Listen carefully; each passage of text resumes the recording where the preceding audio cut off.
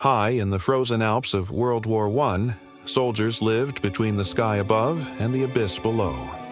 On a narrow ridge of rock, a tiny stone fort clung to the mountainside like it was afraid to fall. In that fort, Lieutenant Carlo Rossi and his men found an unlikely companion, a mountain goat they named Mira.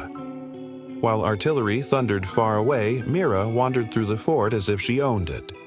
She slept by the stove, nudged the men for scraps of bread, and stood at the doorway like a silent guard, watching the white slopes above. To the soldiers, she was just a bit of home in a place that felt like the end of the world. One stormy night, the wind howled across the peaks. Inside the stone walls, the men finally slept, trusting the mountain to hold. But high above them, heavy layers of snow were waiting to break loose. Mira felt it first.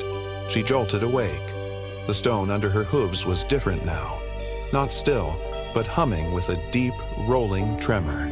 She stamped the floor, cried out, and charged the wooden door. When no one moved, Mira ran to Carlo. She slammed her head into his arm, pulling him from his chair, then spun and bolted toward the door again. Half awake, Carlo touched the wall and felt the long, shivering wave inside the rock. He had lived on these slopes long enough to know that feeling. Avalanche. He shouted for his men to get out, now. In seconds, they grabbed coats and rifles and followed him into the storm, Mira racing ahead, leading them up to a higher ridge. Moments after they left, the mountain finally let go. A roaring wall of snow and stone tore down the slope, crushing the little fort into silence. From the safety of the ridge, the men watched in shock. They were alive only because a goat had listened to the mountain better than any of them. From that day on, Mira was no longer just a goat wandering the cliffs.